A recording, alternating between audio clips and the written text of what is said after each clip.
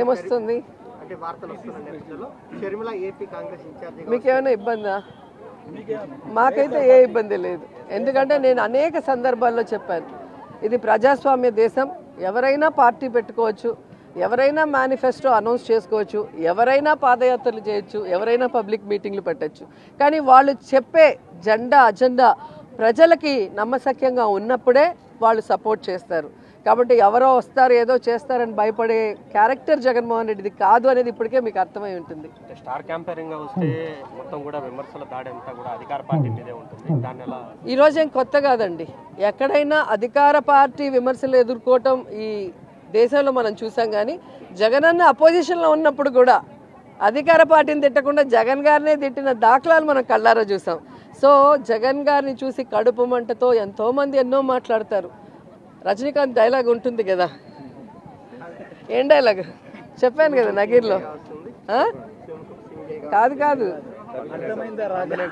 దానికి ఏంటి చెప్పు. విమర్శించని నోరు ఉండదు, మొరగని కుక్క ఉండదు, మన పని మనం చేసుకుంటూ వెళ్ళిపోవాలి. అర్థమైందా రాజా అని జగన్ గారు అదే చేస్తారు. ఎవరు ఏం విమర్శించుకున్నా తాను చెప్పిన వాగ్దానాన్ని, తాను ఇచ్చిన మాటని నెరవేర్చుకుంటూ సైలెంట్గా ఆయన పని ఆయన చేసుకోబోతున్నారు. ప్రజలు గమనిస్తున్నారు. కాబట్టి ఈరోజు 2019 నుంచి ఈ రోజు వరకు ఏ ఎన్నికలు వచ్చినా కూడా వార్ వన్ సైడ్ అన్నట్టుగా జగనన్నకే సపోర్టివ్గా ఉన్నారు అంటే అర్థం అదే. సో వాడెవడో తిట్టాడని మనం తిడితే ఏముంటుంది. నేను తెలంగాణలో నించుంటే అని చెప్పి అన్నిసార్లు చెప్పుంటాడు పవన్ కళ్యాణ్. నించుంటే కదా తెలిసేది. ఆంధ్రాలో నించుంటే 2 చోట్ల ఓడిచ్చారు. తెలంగాణలో పార్టీ నించోబెడితే బర్రె లెక్క కన్నా తీసిపోయాడు. అంటే ఎంత మీ మీడియా హైప్ చేసినా పవన్ కళ్యాణ్ని, లోకేష్ని జాకీలు పెట్టి ఎత్తాల్సిందే కానీ ఆ జాకీలు ఇరిగిపోతున్నాయి. వాళ్ళు మాత్రం పైకి రావట్లేదు. అంటే అధికార పార్టీలో సంబంధించి సీటు రానటువంటి ఎమ్మెల్యేలందరూ కూడా కాంగ్రెస్ పార్టీకి టచ్లో ఉన్నారని ఆ అధ్యక్షుడు కూడా చెప్పారు. అదే సునకానందం, పచ్చ ఛానళ్ళ సునకానందం. ఇప్పటి వరకు 170 చోట్ల అనౌన్స్ చేయలేకపోయారు. సో ఎక్కడైనా ఎవరైనా కొట్టాడుకొని బయటకు వస్తే వాడికి సీట్ ఇద్దామా అనే ఆలోచన. సో అలా ఎవడొచ్చినా కూడా వాడి ఓడిపోవడం తప్ప ఇంకోటి కాదు. ఎందుకంటే గతంలో కూడా మీరు చూశారు, జగనన్న అజెండాతో గెలిచిన 23 మంది డబ్బు కోసం, పదవుల కోసం తెలుగుదేశం పార్టీకి వెళితే 2019 ఎన్నికల్లో ప్రజలు వాళ్ళని చిత్తుగా ఓడించారు.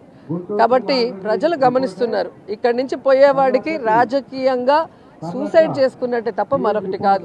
ఎప్పుడు కూడా ప్రజలకి మంచి చేసేవాడు, ఇచ్చిన మాట మీద నిలబడే నాయకుడినే ప్రజలందరూ కూడా ఆశీర్వదిస్తారు, ఇష్టపడతారు. అలాంటి జగనన్నతో ఉంటే ఒక ఎమ్మెల్యే ఎంపీయే కాదు కదండి, ఎమ్మెల్సీలు ఉన్నాయి, కార్పొరేషన్ చైర్ ఉన్నాయి. ఎవరికి ఏం సరిపోతుంది, ఏ టైంలో ఎవరికి ఏం ఇవ్వాలో జగనన్నకు తెలుసు. ఫస్ట్ టైం నాకు కూడా జిల్లాలో మరి సమీకరణ వల్ల మినిస్టర్ ఇవ్వలేనప్పుడు ఏపీఐసి చైర్పర్సన్ ఇచ్చారు. సో జగన్ గారికి తెలుసు ఎవరితో ఎలా ప్రజలకి సర్వీస్ చేయించాలి అని.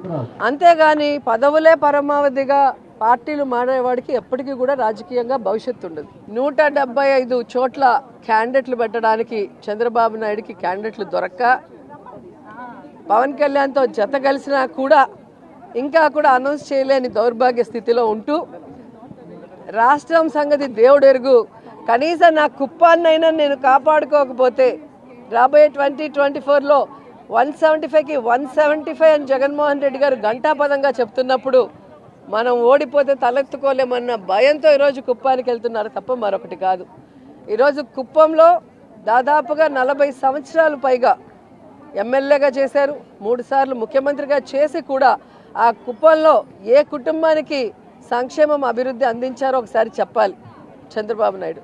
ఈరోజు జగన్మోహన్ రెడ్డి గారు ప్రతి కుటుంబానికి కూడా ఈ రాష్ట్రంలో ఉన్న పేద కుటుంబాలకి ఏమి ఇస్తున్నామో సంక్షేమాన్ని, అక్కడ ప్రతి కుటుంబంలో ఎలిజిబిలిటీ ఉన్న అందరికీ కూడా పార్టీ చూడకుండా, కులం చూడకుండా జగన్మోహన్ రెడ్డి గారు వెల్ఫేర్ స్కీమ్స్ ఇస్తున్నారు. ఆ ప్రాంతంలో అభివృద్ధి చేస్తున్నారు. ఆర్డీఓ సర్కిల్ తీసుకొచ్చారు, మున్సిపాలిటీ చేశారు. ఇప్పుడు తాగే నీళ్లు కూడా తీసుకొస్తున్నారు. ఇది చాలా ఇంపార్టెంట్ ఇష్యూ. 3 సార్లు ముఖ్యమంత్రిగా ఉన్న చంద్రబాబు నాయుడు తనకు ఓట్లేసి ముఖ్యమంత్రి అయ్యేందుకు అవకాశం ఇచ్చిన ఆ కుప్పానికి తాగే నీళ్లు కూడా ఇవ్వని ఒక దౌర్భాగ్యమైన పొలిటీషియన్. సో ఇక ఆ కుప్పంలో ఓట్లు చంద్రబాబు నాయుడుకు వెయ్యరు అనేది తెలుసుకొని ఈరోజు కాళ్ళు చేతులు పట్టుకోవడానికే వెళ్ళాడు. ఎందుకంటే మున్సిపల్ ఎలక్షన్స్లోనే మీరు చూశారు, లోకేష్ చంద్రబాబు నాయుడు గల్లీ గల్లీ తిరిగినా కూడా ఎలా ఫుట్బాల్ ఆడేశారో ఆ కుప్పం ప్రజలు మనం అందరం కూడా గమనించాం. రాబోయే 2024లో కూడా కుప్పం ప్రజలు చంద్రబాబు నాయుడిని ఫుట్బాల్ ఆడతారు. 175కి 175 జగన్మోహన్ రెడ్డి గారికి ఇవ్వబోతున్నారు.